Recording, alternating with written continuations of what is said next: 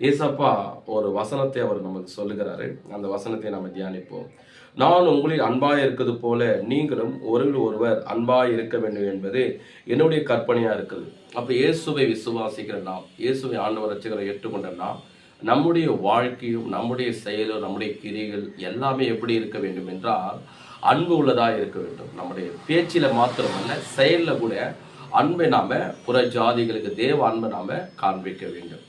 நம்ம சபைக்கு ஒரு விசுவாசி வராங்க, அவங்களுக்கு ஒரு நேரத்தில் உடல்நலம் சரியில்லை, அவர்களுக்காக ஜெபிக்கிறதுக்காக நான் வீட்டுக்கு போயிருந்தேன். அவங்களால ரொம்ப முடியல, ரொம்ப அவங்களுக்கு காய்ச்சல் இருந்தது. அவர்களுக்காக ஆண்டுடைய வார்த்தையை சொல்லி அவர்களுக்காக நான் ஜெபித்தேன். அப்போது நான் கேட்டேன், உங்களுக்கு மகள்கள் யாராவது வந்து உங்களுக்கு உதவி செய்யலையா?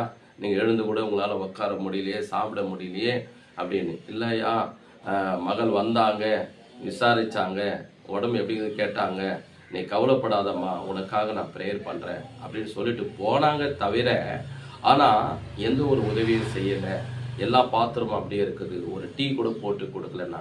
அப்போ பாருங்க, அவங்க வாய் திறந்து வாயின் வார்த்தையினால அன்பை பேசினா தவிர ஆனால் கிரியில இல்லை. அவங்களுக்கு எழுந்து ஒரு தாய்க்கு ஒரு டீ போட்டு கொடுக்கணுமே, ஒரு உணவு கொடுக்கணுமே, நம்மளால முடிஞ்ச ஒரு உதவி செய்யணுமே, செயல்ல கிரியில இல்லை, வாயின் வார்த்தையில மட்டும்தான் இருக்கிறது. ஆனா அப்படி நாம இராதபடி ஏசப்பா நம்ம சொல்றாரு, நான் உங்களில் அன்பா இருக்கிறது போல நீங்களும் ஒருவர் அன்பா இருக்க வேண்டும் என்பதே என்னுடைய கற்பனையா இருக்குது. நாம் எல்லாரும் நம்முடைய வாயின் வார்த்தை மேல செயல்ல கூட கிரியில கூட நம்முடைய அன்பை காண்பிக்க வேண்டும். ஒரு முறை ஒரு கப்பல்ல அநேகர் பிரயாணம் பண்ணினார்கள். அதுல ஒரு நாத்திகன் ஒருவன் இருந்தான். நாத்திகன் என்பது கடவுள் இல்லை என்று சொல்ற ஒரு மனிதன்.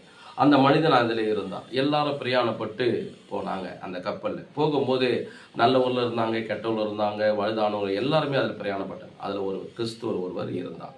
அவர் பார்த்து என்றால் அவருடைய வாழ்க்கையிலே அவருடைய செயலில் பார்க்கும்போது மற்றவங்களுக்கு உதவி செய்து கொண்டே இருப்பார். வயதானவங்க ஏதாவது எடுக்க முடியலாம், அவங்களை போய் தூக்கி தண்ணி எடுத்துன்னு கொண்டு போய் உதவி செய்வார்.